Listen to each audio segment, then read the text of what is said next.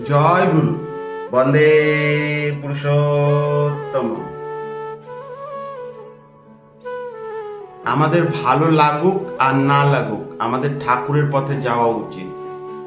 কারণ আমাদের ঠাকুর এতটা দয়াবান, কৃপাবান, আর আমাদের উপর এতটা আশীর্বাদ পরায়ণ যে ঠাকুরের পথে যেতে গেলে শুধু মন্দির যেতে হবে না, ঠাকুরের পথে যাওয়ার জন্য শুধু ইচ্ছা প্রকাশ করলেই ঠাকুর আমাদের উপর দয়া করে। ঠিক এরই পরিপ্রেক্ষিতে আমি এখন একটা গল্প বলবো। একটা চাষি ছিল, খুব গরিব। সকাল থেকে রাত অবধি মাঠে চাষবাস করত, তারপর বাড়িতে আসতো। এক মেয়ে আর তার স্ত্রীকে নিয়ে তার সংসার। চাষিটা মনে মনে ভেবেছিল, বহু বছর থেকেই তো চাষবাস করছি, তার অর্থনৈতিক অবস্থার কোনো রকম উন্নতি হয়নি। তখন সে ভাবলো, ঠাকুরের কৃপা যদি পাওয়া যায় তাহলে চাষবাস করেই উন্নতি করা যায়। সেই আশা নিয়ে একটা গুরুজির কাছে গেল। গুরুজিকে বলল, ঠাকুর, আমি বহু বছর থেকে চাষবাস করছি, কিন্তু আমার অর্থনৈতিক অবস্থার কোনো রকম উন্নতি হয়নি। আমি যদি ঠাকুরের কৃপা পেয়ে যেতাম তাহলে আমার হয়তো অর্থনৈতিক অবস্থার উন্নতি ঘটতো। তখন গুরুজিটা বলল, রোজ মন্দিরে যাবি, লাইনে দাঁড়াবি, তারপরে ঠাকুর দর্শন করে ঠাকুরকে প্রণাম করে তারপরে চাষবাস করতে যাবি। তখন গরিব চাষিটা বলল, আমার অত সময় নাই গুরুজি, যে মন্দিরে যাব, লাইনে দাঁড়াবো, ঠাকুর প্রণাম করব, তারপরে মাঠে যাব। আর কোনো উপায় আছে কি? তখন বললো, ঠিক আছে, তোকে মন্দিরেও যেতে হবে না, লাইনেও দাঁড়াতে হবে না, তুই দূর থেকেই মন্দিরকে দেখে প্রণাম করে তারপরে মাঠে যাবি। তখন চাষিটা বলল, আমার জমি যাওয়ার পথে কোনো মন্দির নাই, মন্দির দেখতে হলে আমাকে 5 কিলোমিটার ভিতরে যেতে হবে। তো 5 কিলোমিটার ভিতরে যাব, মন্দিরকে দেখব, তারপরে মাঠের জমিতে আসব, অতটা সময় নাই। আর কি কোনো উপায় আছে? তখন গুরুজিটা একটু চিন্তায় পড়ে গেল যে একে কি বলা যায়। তখন চাষিটা নিজেই বলল, আমার পাশে একটা বন্ধুর জমি আছে, ওই বন্ধুটাকে রোজ খাওয়ার আগে যদি একবার দর্শন করে এসে ঠাকুরের নাম করতে করতে খায়, তাহলে কি ঠাকুরের কৃপা পাবো? তখন গুরুজিটা বলল, হ্যাঁ, তুই এক নিষ্ঠা হয়ে যদি খাবার আগে বন্ধুটাকে রোজ দেখে এসে ঠাকুরের নাম করতে করতে খাবার খাস, তাহলে তাতেই ঠাকুরের কৃপা পাবি। সেই মতো চলতে থাকলো চাষবাস। যখন খাবার টাইম হতো, দৌড় মেরে পাশের জমিতে গিয়ে বন্ধুটাকে দেখতো, দেখে এসে খাবার খেত। কিন্তু এই প্রতিজ্ঞার কথা তার বউকে, এমনকি কাউকে কিছু বলেনি, শুধু গুরুজিটা জানতো আর সে জানতো। তো এরকম করতে করতে একদিন চাষবাস করতে করতে অনেক বেলা বয়ে গেছে। তার স্ত্রী খাবার নিয়ে এসে খাবার বাড়তে যাবে, তখন চাষিটা বললো, একটু দাঁড়াও, আমি পাশের জমি থেকে আসি। দৌড়াতে দৌড়াতে পাশের জমিতে আসলো, তার কারণ তার খুব খিদা লেগেছে, বন্ধুটাকে দেখবে, দেখে গিয়ে ঠাকুরের নাম করতে করতে খাবার খাবে। তো পাশের জমিতে গিয়ে দেখে তার বন্ধুটা নাই। ওখানে আরো 2-3টা চাষি চাষ করছিল, তাদেরকে জিজ্ঞাসা করলো যে বন্ধুটা গেছে কোথায়। তখন বললো, ওই দূরে পুকুরের ধারে মাটি খোদাই করতে গেছে, কারণ জমিতে বাঁধ দেওয়ার জন্য অনেক মাটি লাগবে, তাই ওই পুকুরের ধারে মাটি খুঁড়তে গেছে। তখন এই বন্ধুটা দৌড়াতে দৌড়াতে গেছে ওই পুকুর পাড়ে, যে বন্ধুটাকে না দেখে তো খেতে পারবে না, যেহেতু গুরুজিটাকে বলেছিল খাবার আগে বন্ধুটাকে দর্শন করবে, তারপর ঠাকুরের নাম করতে করতে খেলে ঠাকুরের কৃপা বর্ষণ হবে। তো দৌড়াতে দৌড়াতে পুকুর পাড়ে গেছে। তখন বন্ধুটা মাটি খুঁড়ছিল, মাটি খুঁড়তে খুঁড়তে একটা স্বর্ণ মুদ্রার হাড়ি পেয়েছিল। ওই হাড়িতে অনেক স্বর্ণ মুদ্রা ছিল, সোনা গয়না জেওয়ারাত অনেক কিছু ছিল। তো বন্ধুটা যখন সোনার হাড়িটা পেয়েছে, হাড়িটা লুকানোর চেষ্টা করছে, ঠিক ওই টাইমে ওই বন্ধু চাষিটা পিছন দিক থেকে এসে বলছে, বন্ধু। তখন বন্ধুটা তাকিয়েছে, তখন ওই চাষিটা বলেছে, আমি দেখে নিয়েছি, আমি দেখে নিয়েছি বলে পিছন দিকে দৌড় মেরেছে। সে বন্ধুটাকে দেখে নিয়ে খাবার খাবে, তাই জন্য সে বলছে, আমি দেখে নিয়েছি, দেখে নিয়েছি বলে তার জমির দিকে দৌড় মারতে শুরু করে দিয়েছে। আর যে বন্ধুটা সোনার কলসি পেয়েছে, যার মধ্যে স্বর্ণ মুদ্রা, হীরা গয়না অনেক কিছু ছিল, সে ভেবেছে তার ওই কলসিটা মনে হয় সে দেখে নিয়েছে। এবার গ্রামে গিয়ে সবাইকে বললে ওই সোনা গয়নাটা সবাই নিয়ে নিবে, তাই জন্য সে দৌড়াতে দৌড়াতে গিয়ে ওই বন্ধুটাকে বলল, আরে তুই দেখে নিয়েছিস, কাউকে বলিস না, তুই আর আমি এই সোনার কলসিটা, সোনার মুদ্রা টুদ্রা হাফ হাফ করে ভাগ করে নিব, তাহলে তুইও বড় লোক হয়ে যাবি, আমিও বড় লোক হয়ে যাব। এই বলে দুইজন হাফ হাফ করে ভাগ করে নিল।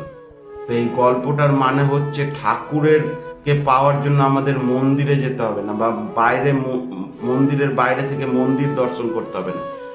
মনের মধ্যে শুধু ভাব আনতে হবে, আমি ঠাকুরের কৃপা অর্জন করতে চাই, আমি ঠাকুরকে দর্শন করতে চাই।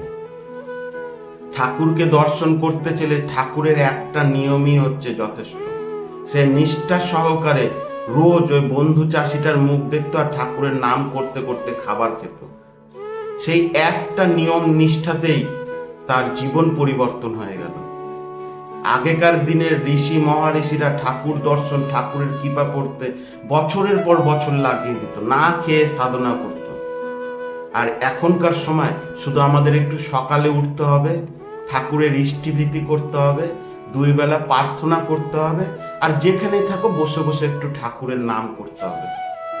ওই চাষিটা একটা নিষ্ঠা সহকারে পালন করছিল, শুধু অন্য চাষিকে দেখতো, ঠাকুরের নাম করতে করতে খেত, তাই তার জীবন পরিবর্তন হয়ে গেল। আর আমরা এইটুকটা কাজ করতে পারবো না? আমাদের জীবন তাহলে অবশ্যই পরিবর্তন হবে। ঠাকুরকে নিষ্ঠা সহকারে ডাকলে ঠাকুর আমার কৃপা বর্ষণ করবে। তাই ঠাকুরকে আমরা নিষ্ঠা সহকারে ডাকবো, তাহলে আমাদের জীবন ওই চাষির মতনও পরিবর্তন হয়ে যাবে। একটা নাস্তিক ছেলে ছিল, ছেলেটা ঠাকুর ঠাকুর মানত না।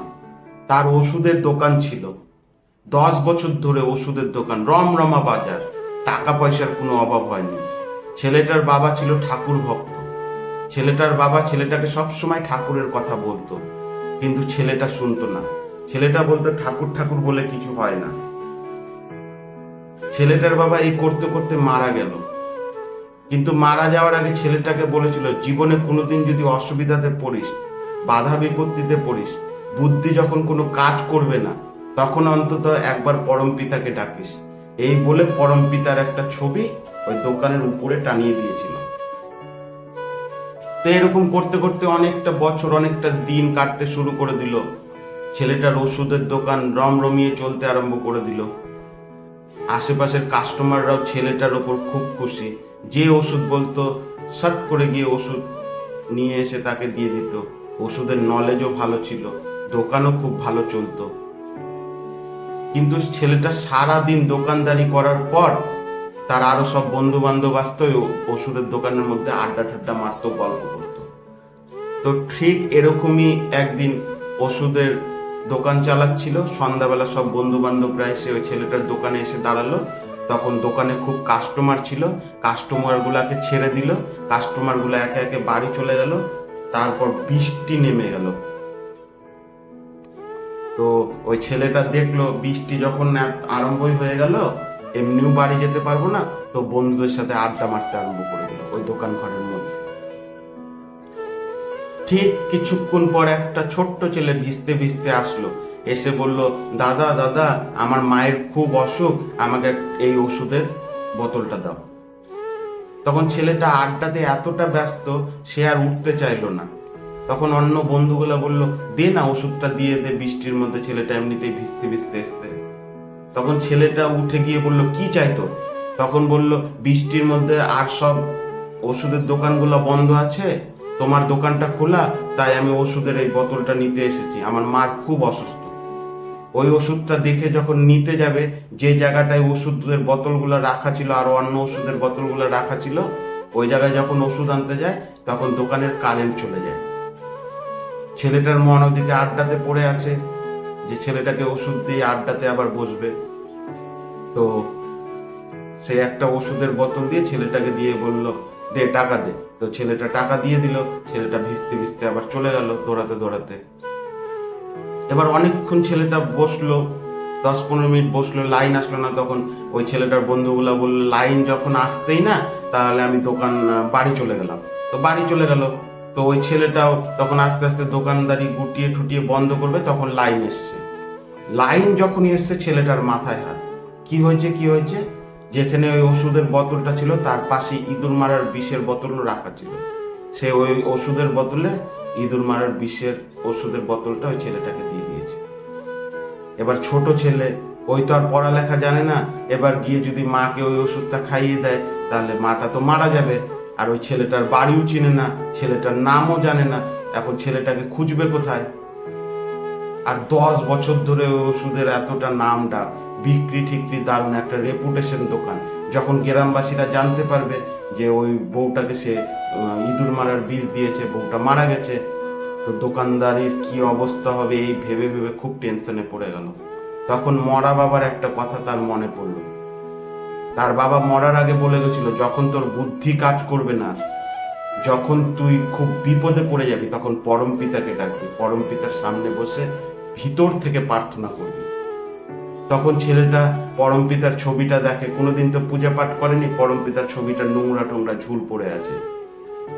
তখন ওই ছেলেটা গিয়ে পরম পিতার ছবিটাকে ভালো করে মুছলো, শ্রী ঠাকুরের ছবি টানালো, একটা ধূপকাঠি ধরিয়ে ঠাকুরকে ভিতর থেকে কাঁদতে কাঁদতে আরম্ভ করলো, ঠাকুর আমাকে বাঁচিয়ে দাও, ঠাকুর ছেলেটা যেন মাটাকে ওষুধ না খাওয়ায়। ঠিক 10 মিনিট পর ওই ছেলেটা ভিজতে ভিজতে আবার আসলো, বলছে দাদা দাদা আমাকে ওষুধের বোতল আর একটা দাও। তখন ওই দাদাটা অবাক, যেটা কি করে সম্ভব। তখন ওই দাদাটা বলল, কি ব্যাপার, ওই ওষুধের বোতলটা কই? তখন বলল, মাকে ওষুধ খাওয়াবে বলে দৌড়াতে দৌড়াতে যাচ্ছিলাম, বৃষ্টি পড়ছিল, পা পিছলে পড়ে গিয়ে ওষুধের বোতলটা ভেঙে চুরমার হয়ে যায়, তাই আমি আর একটা ওষুধের বোতল নিচ্ছি, কিন্তু আমার কাছে টাকা নেই। তখন দাদাটা পরম পিতার ছবির সামনে গিয়ে প্রণাম করে এবং ঠাকুরকে বলে, ঠাকুর এই উপকার আমি কোনোদিন আর ভুলবো না। তারপর ছেলেটাকে ঠিক ওষুধের বোতল দিয়ে দেয়। তখন ছেলেটা বলে, আমার কাছে কিন্তু আর টাকা নাই। তখন ছেলেটা ওষুধের দোকানদার বলে, টাকা লাগবে না, মাকে গিয়ে ওষুধ খাওয়া, আরো যদি ওষুধ লাগে বলবি, আমি তোকে খাওয়াবো। ছেলেটা নাস্তিক ছিল, কিন্তু পরম পিতার জয়ের জন্য ছেলেটা আজ আস্তিক। ছেলেটা গিয়ে শ্রী শ্রী ঠাকুরের দীক্ষা নিয়েছে, এখন সে পাঞ্জাধারী একজন ঋত্বিক। ঠাকুরের কৃপা কিভাবে আমাদের উপর বর্ষণ হয় আমরা তা বলে বোঝাতে পারবো না। ওই বিষটা যদি ওই ছেলেটা মাটাকে খাইয়ে দিত, মাটা যদি মারা যেত, ওর দোকান আজকে থাকতো না। কিন্তু পরম পিতাকে ডাকলো, পরম পিতা কিভাবে সিচুয়েশনটাকে, পরিস্থিতিটাকে ঘুরিয়ে দিল। বৃষ্টির মধ্যে পা পিছলে পড়ে গেল, ওষুধের বোতলটা পড়ে ভেঙে গেল, সে আবার ওষুধ নিতে এসছে। সে ছেলেটাকে চিনে না, জানে না, নাম জানে না, তাকে খুঁজবে কোথায়, তার কোনো উপায় নাই। সে বাধ্য হয়ে পরম পিতার ঠাকুরের কাছে শরণ নিয়েছে, আর ঠাকুরের কাছে শরণ নিলে তার উদ্ধার হবেই হবে। আমরা অনেক সময় আমাদের বসের কাছে, আমাদের ম্যানেজারের কাছে অনেক কিছু পাওয়ার আশা করি, কিন্তু তাদের ক্ষমতা কি আছে আমাদেরকে কিছু দেওয়ার? আমাদেরকে দেওয়ার একমাত্র ক্ষমতা আছে ঈশ্বরের হাতে। তাই আমরা সবসময় ঈশ্বরকে ডাকবো। ঠিক সেই রকমই একটা গল্প আমি এখানে বলছি। একটা রাজা ছিল, রাজাটা রোজ মন্দিরে গিয়ে বসতো। তো রাজাটার দুপাশে দুটা ভিখারি এসে বসতো। একজন বলতো, হে ঈশ্বর, এই রাজাটাকে তুমি এত কিছু দিয়েছো, আমাকেও তুমি কৃপা করো, আমাকেও যেন এত কিছু দাও। ওই ভিখারিটা সবসময় ঈশ্বরের কাছে চাইতো। আর আরেকটা ভিখারি ছিল, ওই ভিখারিটা সবসময় রাজার কাছে চাইতো, বলতো ঈশ্বর কি, ঈশ্বর দিতে পারবে না, রাজা চেলে তাকে বড়লোক করে দিতে পারবে। তাই সবসময় রাজার জয়গান করত। তো রাজা এসে সবাই যখন বসলো, মন্ত্রীকে ডেকে বলল যে ওখানে দুটো ভিখারি থাকে, একটা ভিখারি সবসময় ঈশ্বরের কাছে চায়, আর একটা ভিখারি সবসময় আমার কাছে চায়। তো আমার যেন আরো নাম ডাক হোক, তুই ওই ভিখারিটাকে একটা হাড়ির মধ্যে 1 হাড়ি ক্ষীর ওকে দে, আর ওই ক্ষীরের মধ্যে 10-12টা স্বর্ণ মুদ্রা রেখে দিবি। তখনকার দিনের স্বর্ণ মুদ্রা, ওই 10-12টা স্বর্ণ মুদ্রা যদি ওই ভিখারিটা পায়, ওর 10 পুরুষ বসে খাবে, রাজার মতো বসে খাবে। তো রাজাটা দিয়ে পাঠালো, মন্ত্রীরা সেই মতো গিয়ে ওই ভিখারিটাকে ওই ক্ষীরের বাটিটা দিল, ক্ষীরের হাড়িটা, যে হাড়িতে নাকি ক্ষীর ভরা। তখন ওই ভিখারিটাকে হাসতে থাকলো দেখে, যে ভিখারিটা ঈশ্বরের কাছে সবসময় চাইতো। বলতে, দেখ তুই ঈশ্বর ঈশ্বর করিস, দেখ আমি রাজার নাম ডাক করি, রাজার জয়ধ্বনি করি, দেখ আমার জন্য 1 হাড়ি ক্ষীর দিয়ে পাঠিয়েছে, আর ঈশ্বর তোকে কি দিয়েছে। তখন ওই ভিখারিটা একটু মন খারাপ হলো, তবু ঈশ্বরের দিকে তাকিয়ে থাকলো। আর এই ভিখারিটা যে রাজার নাম ডাক করতো, সে পুরা দমে ক্ষীর খেতে লাগলো। ক্ষীর খেতে খেতে খেতে হাফ হাঁড়ি যখন ক্ষীর শেষ হয়েছে, তার পেট একদম ফুলে গেছে। তখন ওই হাফ হাঁড়ি যে বেঁচে ছিল, ওই হাঁড়িটা ধরে ওই ভিখারিটাকে দিয়ে দেয়, বলছে নে তুই খা ক্ষীর। তার দুদিন পর যখন রাজা আবার মন্দিরে যায়, যে ঈশ্বরের কাছে সবসময় চাইতো, ঈশ্বরের কাছে সবসময় ডাকতো, সেই ভিখারিটাকে আর দেখতে পাচ্ছে না। কিন্তু যে ভিখারিটা সবসময় রাজার জয়গান করতো, রাজার নাম ডাক করতো, সে ভিখারিটা বসে আবার ভিক্ষা করছে। তখন রাজা এসে বলল, তোকে মন্ত্রীরা এসে ওই ক্ষীরের হাঁড়ি দেয়নি? তখন বলছে, হ্যাঁ ক্ষীরের হাঁড়ি দিয়েছিল, আমি ক্ষীর খেয়ে পেট ভরেছিল, একটু ক্ষীর বেঁচেছিল, ওই ভিখারিটাকে দিয়ে দিয়েছি। তখন রাজা আকাশের দিকে তাকালো আর বলল, হ্যাঁ এই পৃথিবীতে ঈশ্বর বলে কিছু আছে। আজকে ঈশ্বর চেয়েছে বলে ওই ভিখারিটাকে বড়লোক করে দিল। স্বর্ণ মুদ্রাগুলো ওই ভিখারিটা পেল, যে নাকি সবসময় ঈশ্বরকে ডাকতো, ঈশ্বরের কাছে চাইতো। আর যে রাজাকে ডাকতো, রাজা চেয়েও ওই স্বর্ণ মুদ্রাগুলো তাকে দিতে পারেনি বা সে নিতে পারেনি। তাই আমাদের উচিত সবসময় ঈশ্বরকে ডাকা, সবসময় পরম পিতাকে ডাকা। ঠাকুরকে ডাকলে ঠাকুর আমাদের উদ্ধার করবে। আর ঠাকুরের কাছে কোনো কিছু লিমিট নাই। ঠাকুর যদি একবার তোমার উপর কৃপা বর্ষণ করে, তোমার জীবন নিয়ে তোমাকে ভাবতে হবে না, তোমার জন্য তোমার গোটা ফ্যামিলি উদ্ধার হয়ে যাবে। আমাদের ঠাকুর এরকম। কেউ যদি পড়াশোনা করে চাকরি পেয়ে যায়, তার ছেলে মেয়েরাও চাকরি পায়। কেন? চাকরি পাওয়ার টেকনিকটা শিখে নেয়, কিভাবে চাকরি পেতে হয়। আর ঠাকুরের কৃপা যে ভক্তরা পেয়ে নেয়, ঠাকুরকে ডাকার কৌশল যে ভক্তরা জেনে যায়, তার পুরো পরিবার ঠাকুরকে ডাকার কৌশল শিখে যায়। তাই কষ্ট হলেও ঠাকুরকে ডাকো, ঠাকুরের কৃপা একবার অর্জন করো, আর ছেলে মেয়ে ফ্যামিলির মধ্যে ওই কৃপাটাকে বিলিয়ে দাও, ঠাকুরের পথে নিয়ে আসো। তাহলে দেখবে তোমার উন্নতি নিয়ে তোমাকে ভাবতে হবে না। আমাদের ভালো লাগুক আর না লাগুক, আমরা ঠাকুরকে ডাকবো।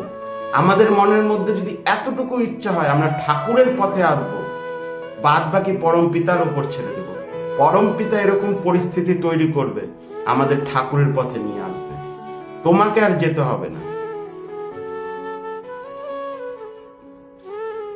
ওই চাষিটার মতো অবস্থা হবে। চাষিটা ঠাকুরকে দর্শন করতো না, মন্দিরে যেত না, মন্দিরের সামনে আসতো না, শুধু ওই বন্ধুটাকে দেখতো, দেখে ঠাকুরের নাম করতে করতে খাবার খেত। আজকে চাষিটার অবস্থা কোথায় থেকে কোথায় চলে গেল।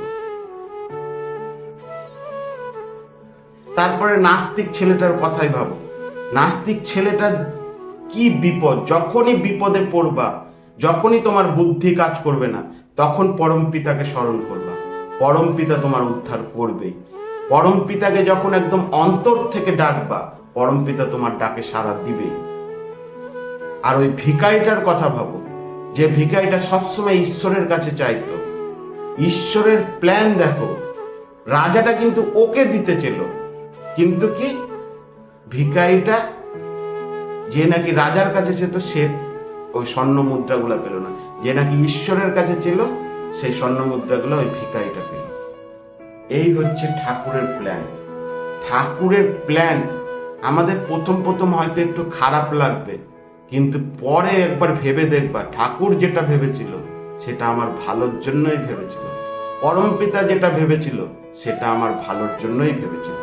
তাই ঠাকুরকে সবসময় ডাকতে হবে, ঠাকুরকে সবসময় স্মরণ করতে হবে। ঠাকুরের ডাকেই আমরা উদ্ধার হব।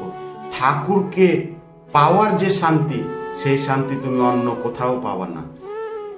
না হলে যারা কোটিপতি, যারা অনেক টাকার মালিক, তাদের জীবনেও অশান্তি আছে, কিন্তু এদিকে ভাত জুটছে না, কিন্তু ঠাকুরকে ধরে আছে, দুবেলা আনন্দবাজারে আহার গ্রহণ করছে, তার মনের মধ্যেও প্রশান্তি। ঠাকুরকে পাওয়ার আলাদাই আনন্দ। শুধু ঠাকুরকে স্মরণ করে যাও, তোমার জীবন নিয়ে তোমাকে আর ভাবতে হবে না। জয় গুরু।